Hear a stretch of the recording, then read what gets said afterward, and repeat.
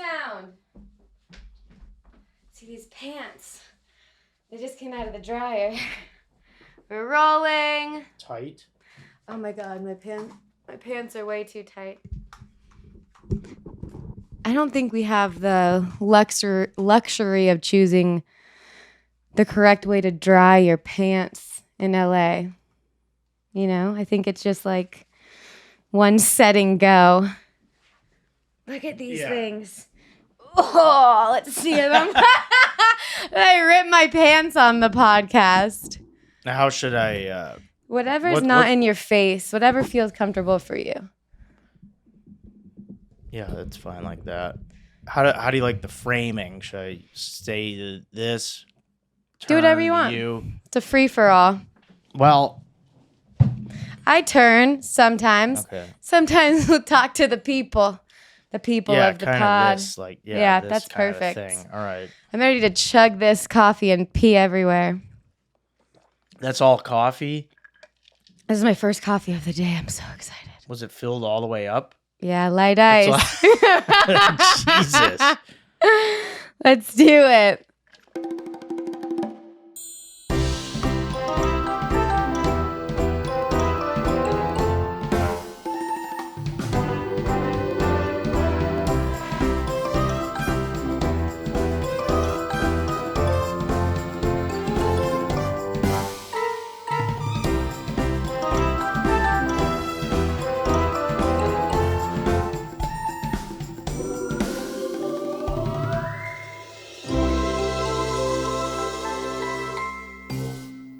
You did dress very nice. Thanks. I appreciate that. Yeah, I mean, I try to, like, even with my own podcast, I try not to just wear like a t-shirt. Yeah. I don't know. I think there's a certain professionalism to it. I don't know. Little John Mulaney aspect. Is that comfortable? Yeah, it's fine. Yeah. Sometimes it's nice if you put it more like sound this. good? Are we starting? Oh, yeah. Or do you do an intro and then we go, or No, what? we just go. Okay. Does that sound good? A little louder? No, I think it's loud. I think it's good. Yeah. Okay. All right. Yeah, so this podcast is called Misery Loves Mandy, and we just talk about embarrassing shit and if we made it into jokes, or some that do and some that don't. Yeah. But some people, it's funny, they don't pull stuff from real life. So they're like, shit. Yeah, I mean, I feel like you pretty much have to. I mean, that's everything I talk about on stage. Same. I mean, and well, yeah, it's interesting you say like people that don't turn things into jokes. I think everything I talk about any miserable experience I've had, I've made into a joke. It's the best part about being a comedian, isn't it? Like, I feel like, yeah, I feel like you asking me like things you didn't turn into, like, to me it seems like a trick question because I turn everything into it. even the lowest points in my life, I still talk about, because it's like, because then you kind of take the power away from that situation. Because it's kind of, it can weigh you down, and then when you make fun of it, you kind of strip that away, that feeling, the burden that it kind of put you in. You show it who's boss. Yeah, exactly. Well, it sounds like you're doing the best thing to do. And that was kind of a vague explanation. I could be more specific. No, that's good. Once we get into it. Yeah. Well, I have like some moments, like most people, a lot of things they don't talk about is like doctor visits and like stuff like that. But that is still being fearful of something that other people can relate to, that you definitely could make it into a joke. Yeah, you could, for sure. Yeah, like even like me, I've gotten robbed at gunpoint before. Really? Yeah. Is it in LA? Yeah. No. Yeah, it was 6 years ago. It was a mugging. It was dark, and yeah, I made that into a bit, and that was like the most terrifying moment in my life. Like, that's terrifying. Some people question, they're like, "Oh, it was dark out. You don't know if the guy had a gun or whatever." But I mean, he was pointing something at me, so it was crazy. You know, You assume gun. Yeah, I think so. I mean, it could be carrot, but People are like, yeah. probably gun. People are like questioning me, like, "Oh, are you sure that's what it was?" And it's like, dark. I was gonna ask him if it was that. Excuse me, I'm not sure how scared to be right now. Was that a gun? Yeah, I didn't want him to prove it. You know?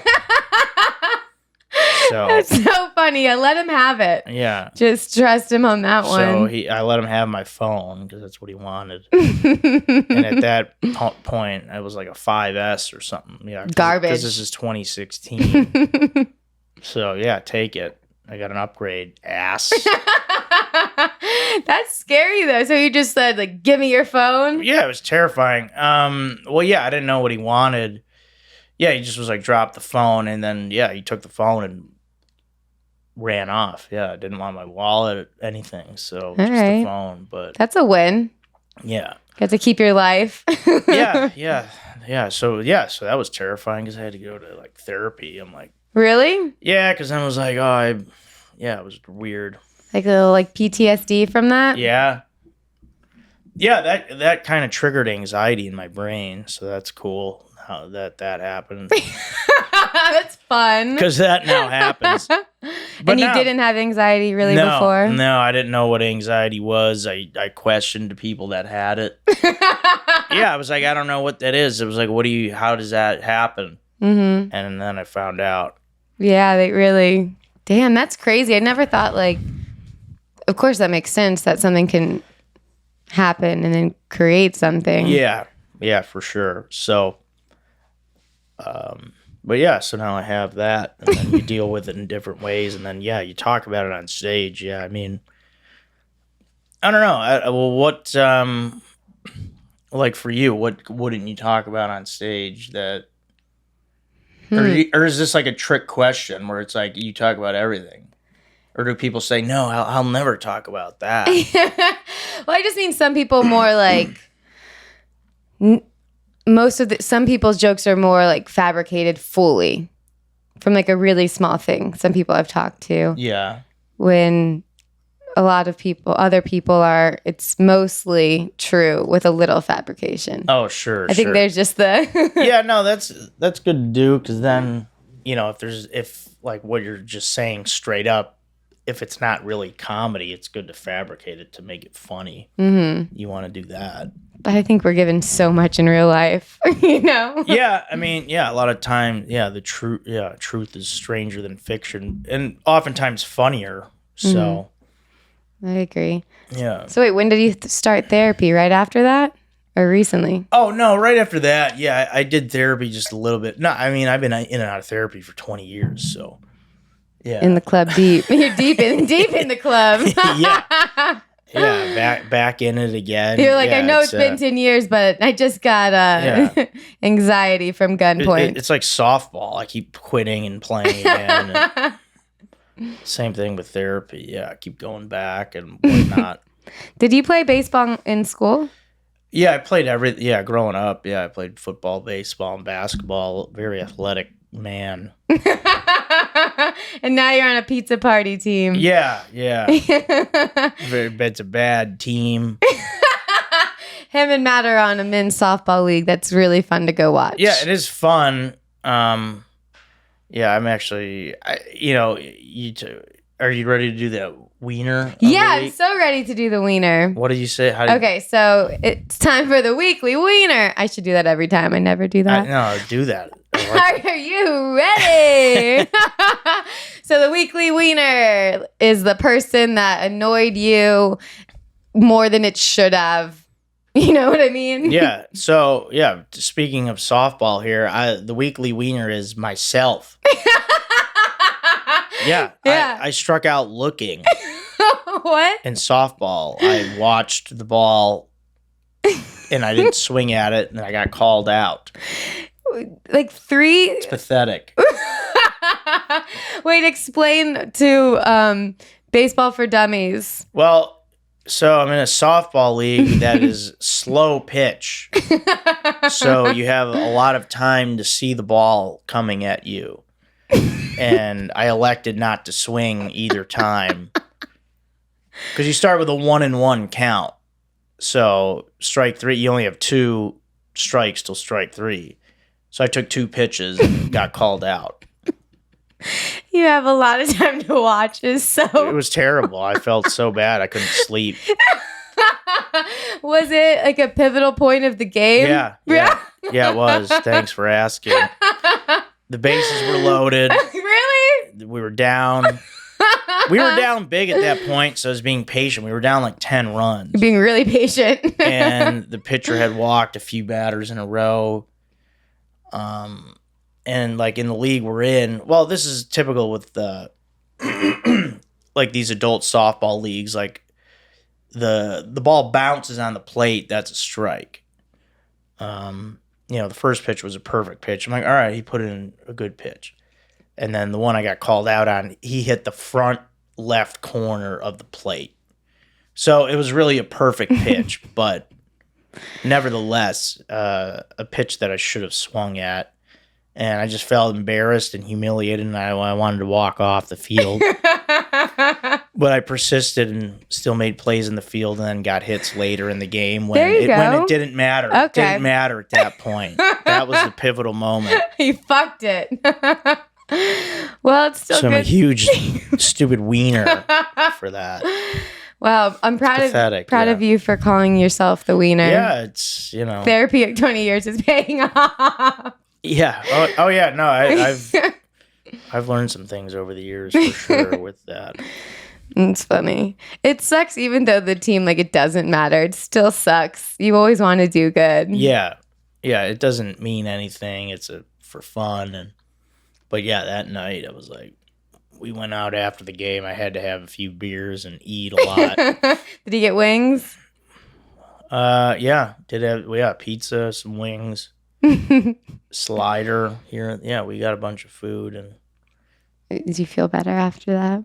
A little bit. Wait, when the ball was getting thrown at you, did you just blank out? Did you zone out? Or what were you thinking? Yeah, I knew that first pitch was for sure a strike. I'm like, all right, I'll take the pitch. But that second one, I didn't see it well.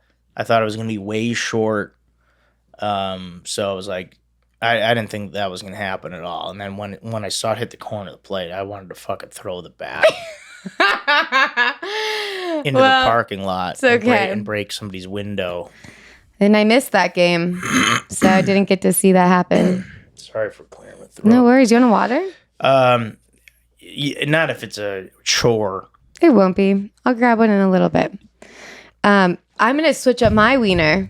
Because I have a wiener from your softball games. Really? Oh my God. What? It was the team that you played the first time you back, like the preseason game or whatever you call it, the warm-up games. Yeah, what happened? She didn't do it this time, but last season. I'm a big fan of their softball league. Yeah, thanks for coming out. Last season, do you call it a season? Yeah. Okay. We all know this person, and there's this mom on one of these really obnoxious teams that plays music really loud. Yeah. Like, just all in all, overall, very annoying team. Put that aside. Who cares? Let them do their thing and have fun. My wiener is one of the moms from that team. She's one of those people that goes to talk to you for her to talk to herself, won't shut the fuck up, doesn't stop talking.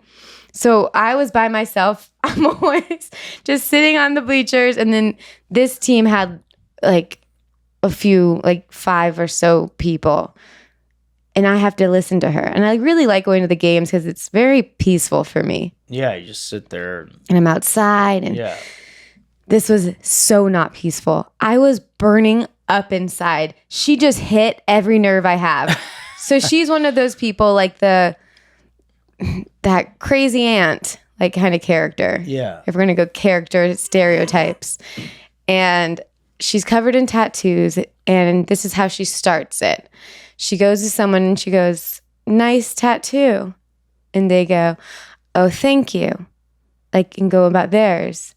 And they, of course, go because they're trying to be a polite human. Yeah.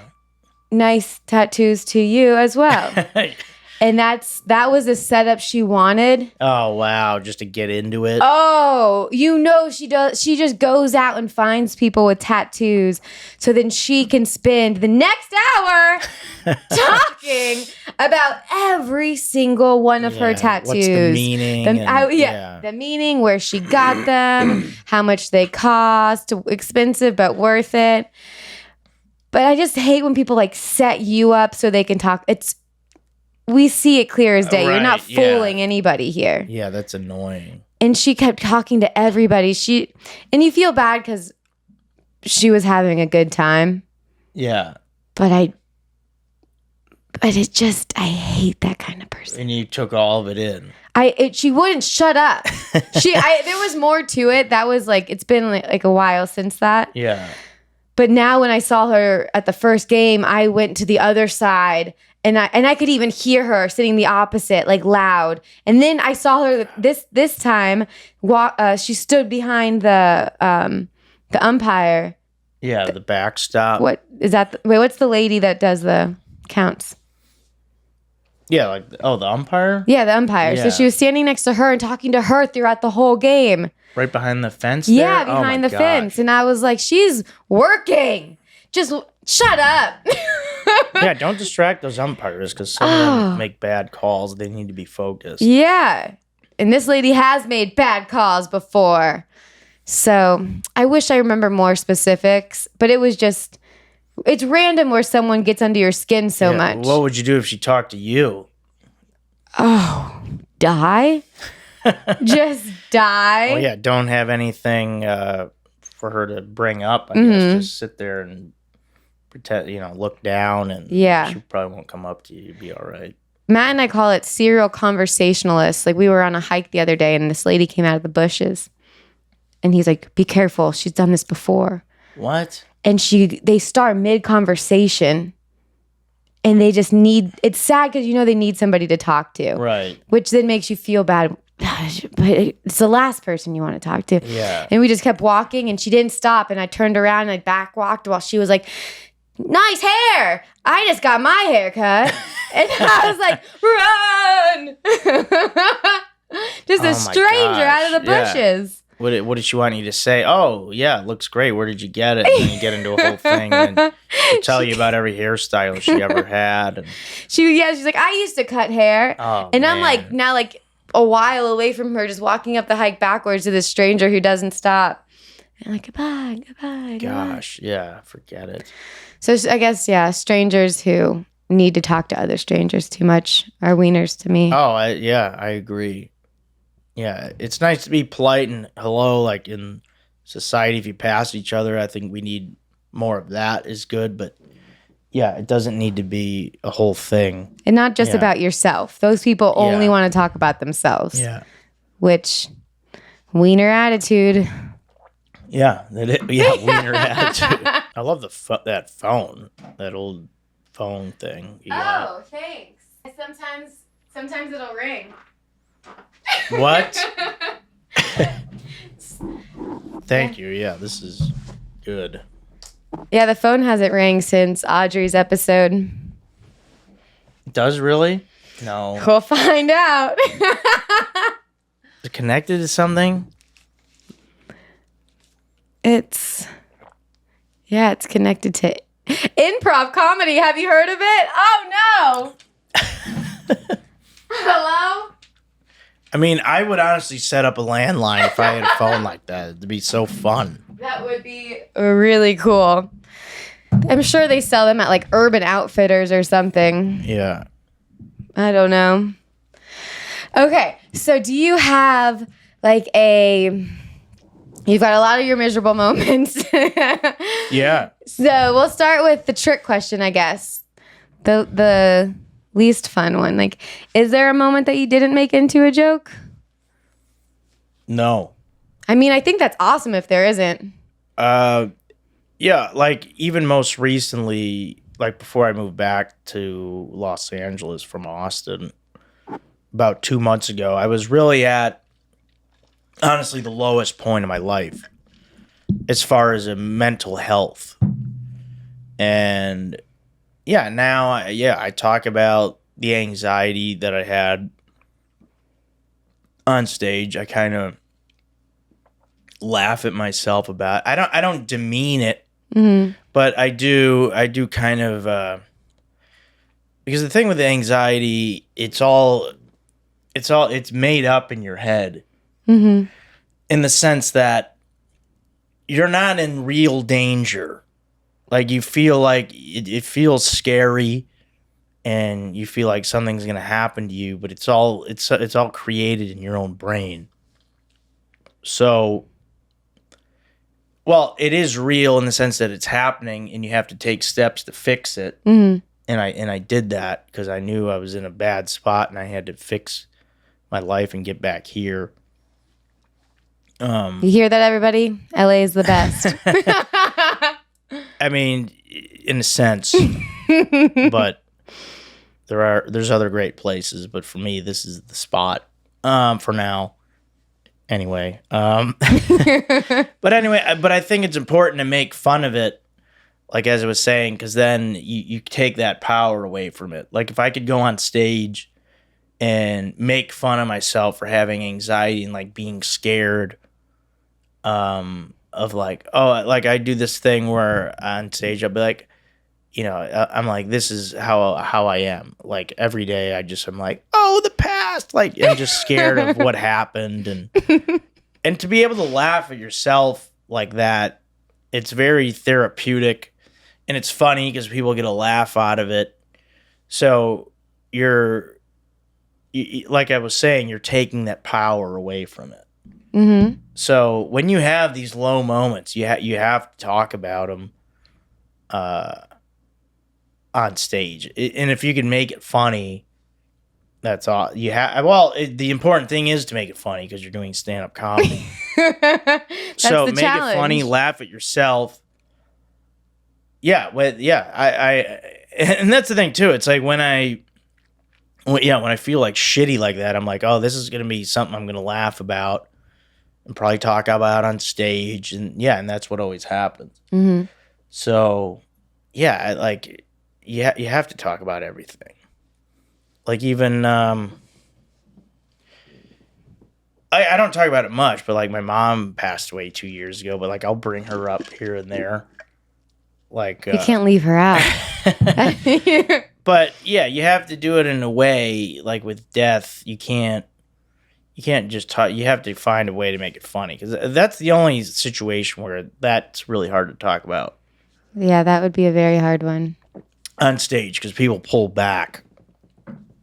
But like, you talk about, like, me, I'll talk about, like, I do this joke where I talk about, like, on dating, like, especially Bumble, like dating apps, where women will say, they're not here to hook up, and I go into this whole thing with, like, I'm everywhere to hook up.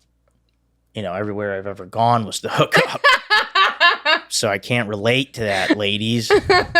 And then I do a whole thing where I name different scenarios, like the school and work, and I say, like, even my mom's funeral, I was looking to hook up. And people will laugh, but then you can see some people pulling back, and I'm like, no, you're still horny. You're still horny, even there. Just you're always sad horny. And horny. Yeah, I could have used it. I could have used some action there. Actually, it would have helped. Yeah. So yeah, things like that, like, kind of death is kind of the only thing that's kind of like, maybe I shouldn't. But even that, there's still ways you can work it in. So there's really nothing. There's no miserable moment that should be left out of your act if you're, I don't know. I mean, to each his own as a comedian, but I mean, if you're one of these people that talks about your entire life and incorporates everything, you can't leave anything out. No, it's all the story. Do you have one that's your favorite moment? Like one of your favorite jokes from a moment? From a miserable moment? Yeah, that's a good question. I guess what's your favorite joke? I'm sure it's from a miserable moment. Well, yeah, I mean, actually, right now, like, talking about anxiety and therapy, I have a fun bit where I go into you don't have to say the joke. Well, no, I just, because I talk about the whole, experience of anxiety and going to therapy. And, I really enjoy therapy because it's a nice professional way to talk behind people's backs. And people, so that's like a fun joke. And, Yeah, that's good. So, yeah, like that. But, yeah. I can't stop drinking liquids. I know. That's why I'm like, I have to pee. I always have to pee because it's so fun to drink. Yeah. And all this misery talk. I know. No, it's not. I mean, it is, but it's not. I don't know. I don't know. It's fun to make the best out of those situations. Well, yeah. What would be something you wouldn't talk about, or would you talk about everything? I feel like I talk about pretty much everything. Yeah, you seem like an open person that would, yeah.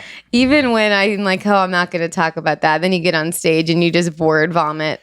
Yeah, you want to, especially if it's on your mind. Yeah, you want to bring it out. But yeah, it's important to find a way to make it can be therapeutic for sure. Talking about it on stage, it's for sure therapy, but you want to, most importantly, find a way to make it funny instead of, because you don't want people just feeling sorry for you. Yeah. So you have to show the confidence really of like, I'm ready to talk about this. This is something I'm laughing at myself about. And then you have to be able to portray that to the crowd. Mm-hmm. Like if you're up there, you gotta, there's a body language thing there. And then also when it's something that really happened to you, you have all of the like passion about it or like the feelings that you put into it, which always comes off more on stage. Right. Yeah. And like, yeah, especially if it like just happened to you, it's important to talk about it right away because then you have that fresh energy to it, and then you could figure out how you want to talk about it going forward. Mm-hmm. It's always so fun saying a new joke. Yeah. It's the best. Yeah, you have the energy and the excitement, and and then you're really trying to, there's a whole lot of, that fresh joke energy, I guess you call it, yeah. Mm-hmm. I feel like, I guess when you first start comedy, you kind of wait a little bit longer, or at least I think, to go into some moments. But then once you're in the groove and been doing it for a while, once something happens, you just are ready to just work it out. Yeah. I mean, I've always worked stuff out on the stage. I mean, I write a good amount, but not really. I put notes down, and I'll go back and tag things on stage because it's hard to. It's hard for me to write stuff down like that. I'd rather just perform it. I know. That's the thing that stinks when you don't get enough stage time because it's so much more fun to perfect a joke on stage first off. Yeah, it is. But you got to do with what you got. Bless you. I'm sorry. I didn't mean to do that. I burped in so many episodes. For some reason, I started bringing like sparkling water for the guests, which is stupid. Carbonation, yeah. And we're just burping away. I mean, that was inexcusable. Though. I don't even do that on my own podcast. You must know that this is a burping pod. Well, yeah, it felt like it could. It definitely is. Yeah, it's like a comfortable seat. I'm usually not this comfortable. I'm usually upright on a big chair. Yeah, we usually take naps and stuff. Yeah, that's good content. Are you going on the road anytime soon? Yeah, I'm going with Chad and JT to Seattle, October 21st and 22nd. That'd be fun. Yeah, it'll be fun. And then a few weeks later, we're doing Nashville, Chicago, and then Denver, Salt Lake City, Atlanta. Oh, wow. Yeah, all before the end of the year. Yeah, I'll be going with them to all those spots. The only place I'm not going with them is New York and Boston. So, yeah.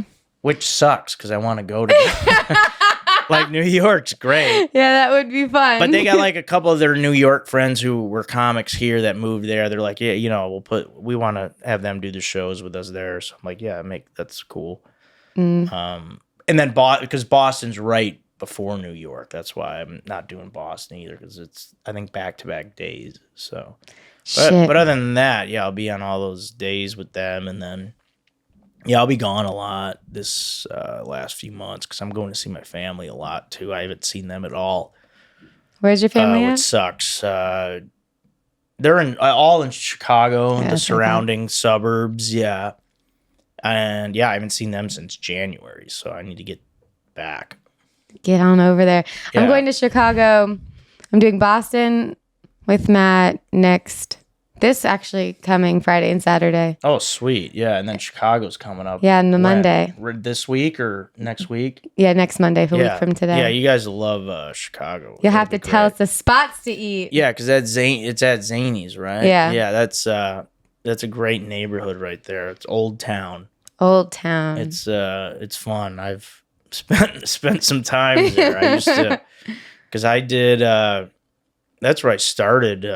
Like my performance career was in that neighborhood, and it's Piper's Alley, the old Second City building.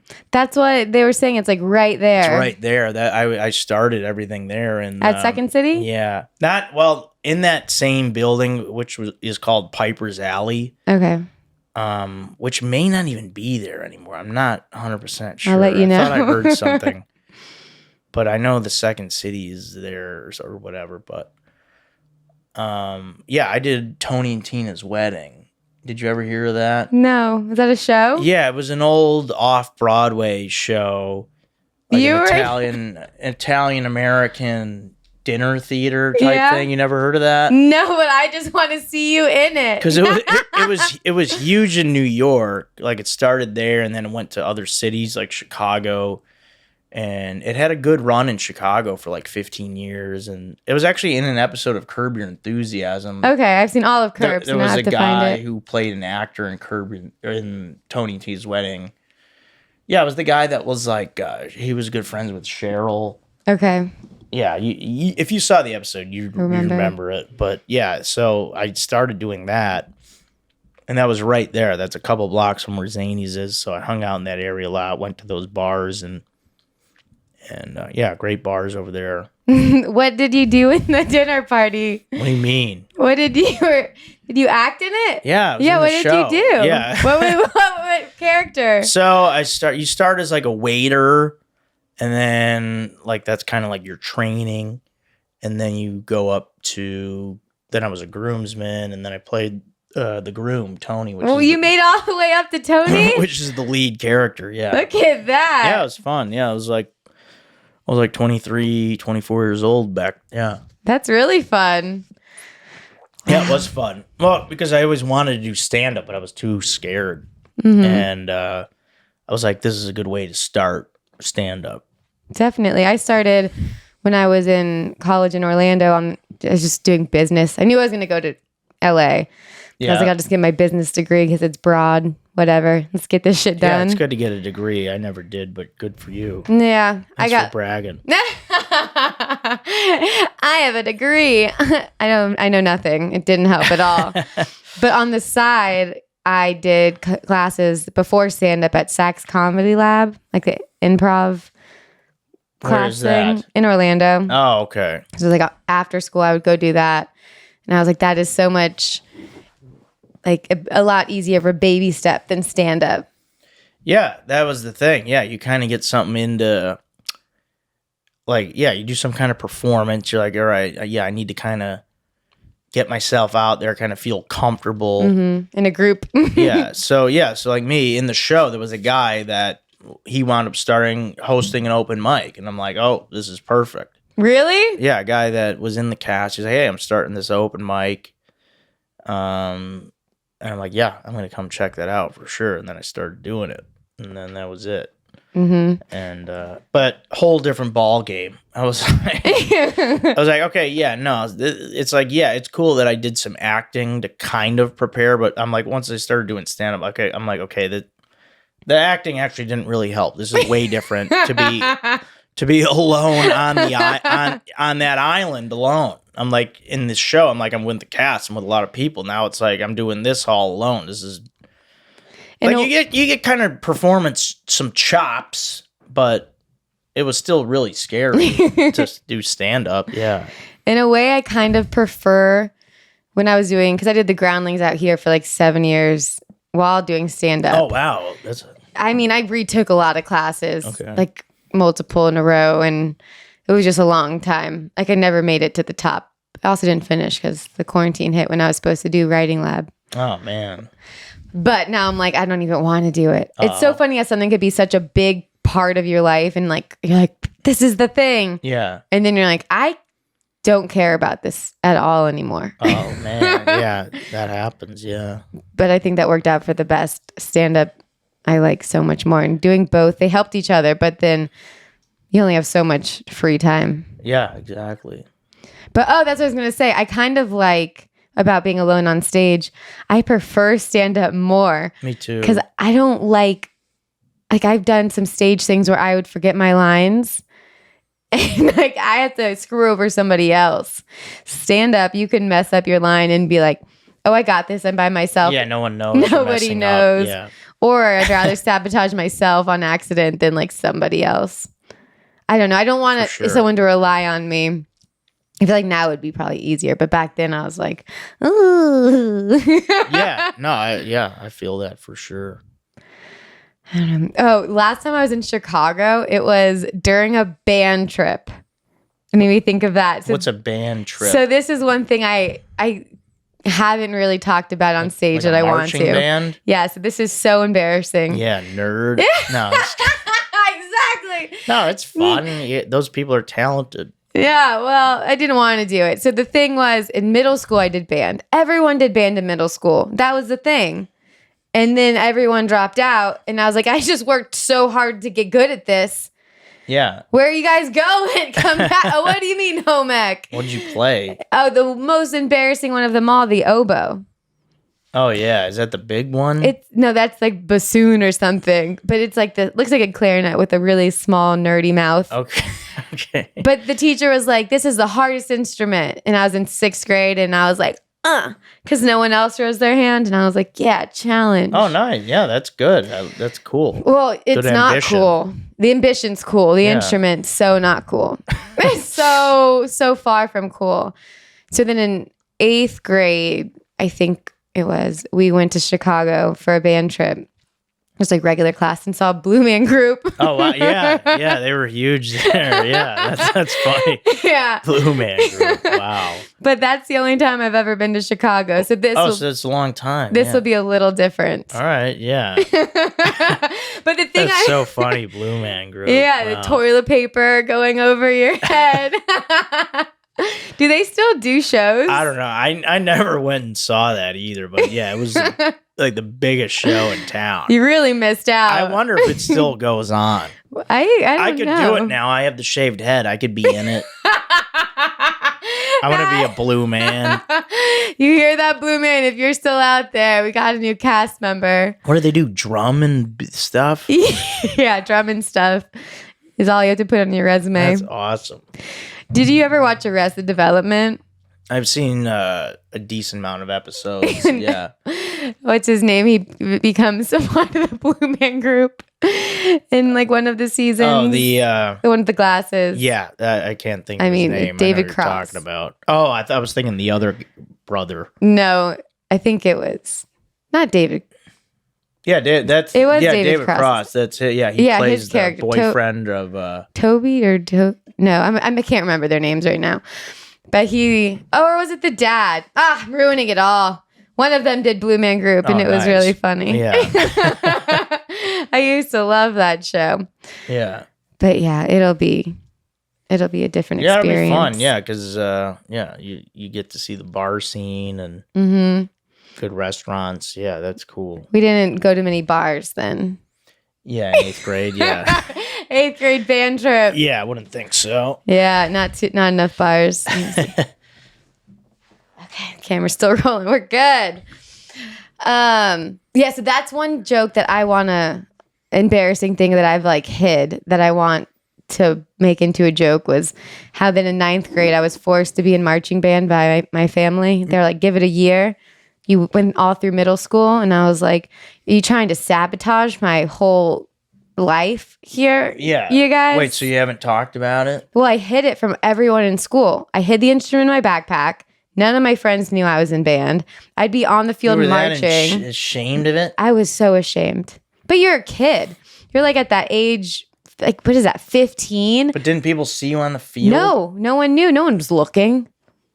No one was like, hey, let's not drink under the bleachers and watch the marching band. No one looked. Yeah, but wouldn't you perform at like football games and stuff? They no still one didn't looked. know? No. That's bullshit. I don't know if I believe that. Well, no one told me that they ever noticed then. Okay, well, good job staying secret.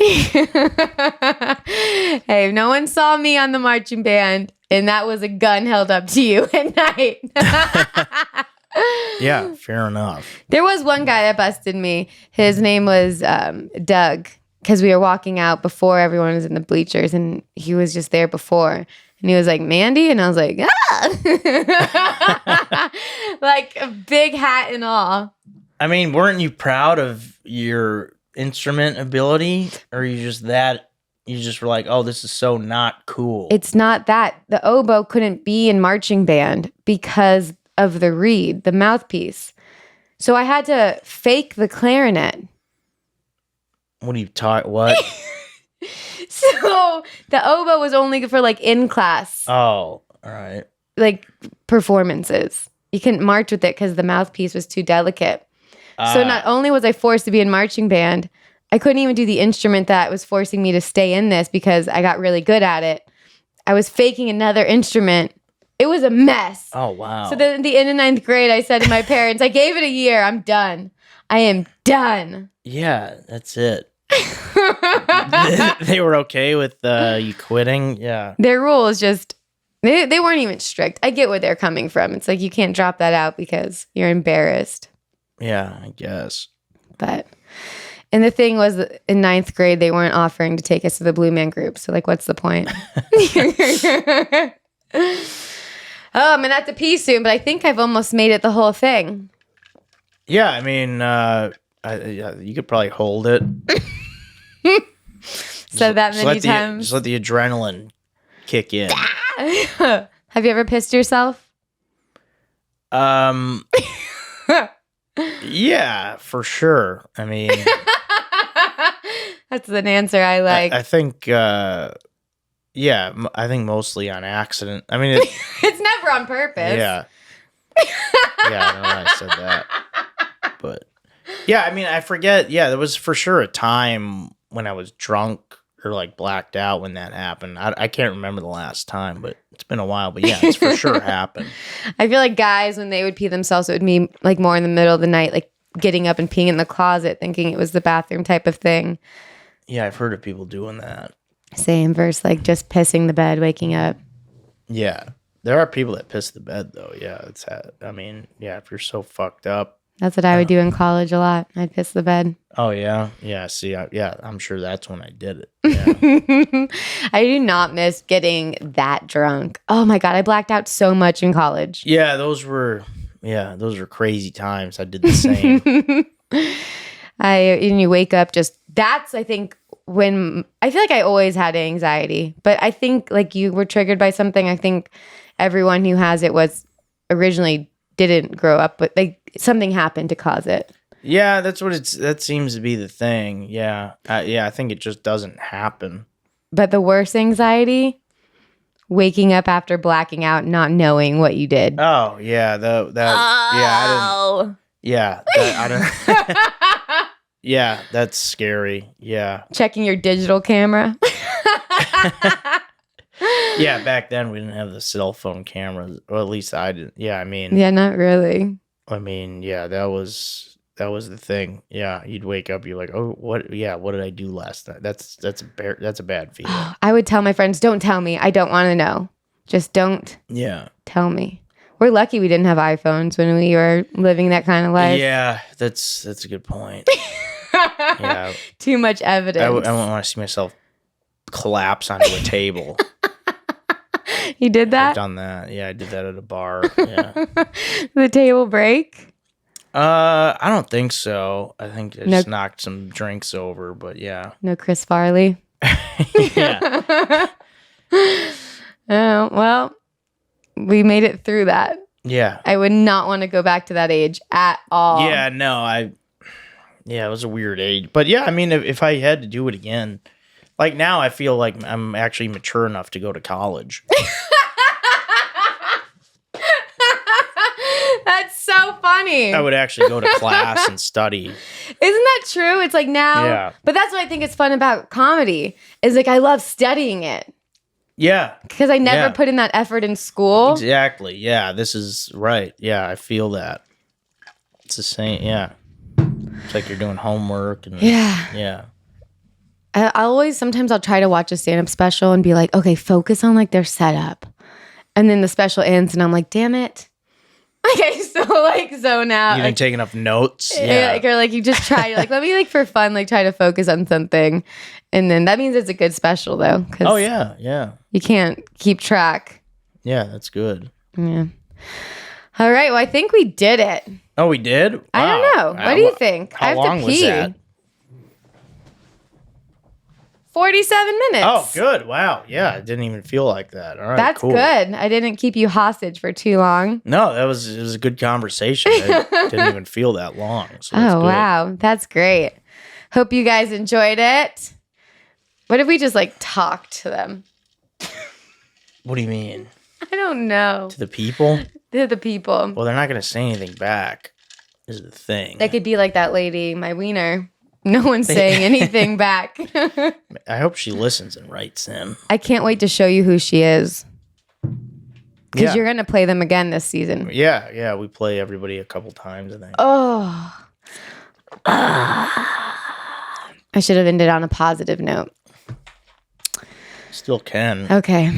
Oh my God. Do you hear that? What? What? No, I don't. The phone's ringing. Oh, it is? Yeah. Should we answer it? I think so. Oh, the good thing is it's portable. Yeah, you can move it. Hello? Hold on. Make sure they can hear you. Yeah, he's right here. It's for me? Yeah, it's Tony. Hello? What is he saying? What's up, Tony? How's it going? He said he's gonna bring us some meatball sandwiches. Oh, I love meatball sandwiches. Yeah, it's exciting. Thanks a lot, Tony. Yeah, we're hungry. It's lunchtime. Yeah. So good job. All right, extra cheese, Tony. Yeah, please, and some sauce on the side. On the side. Yeah. That's always a good call. All right, I'll see you tell him I'll see him in Chicago. All right, yeah, and Mandy'll be in Chicago soon, so she'll see you then. Okay. All right, cool. Thanks a lot, man. Bye. Bye. Bye. See you later. All right. Huh? When's the last time you talked to Tony?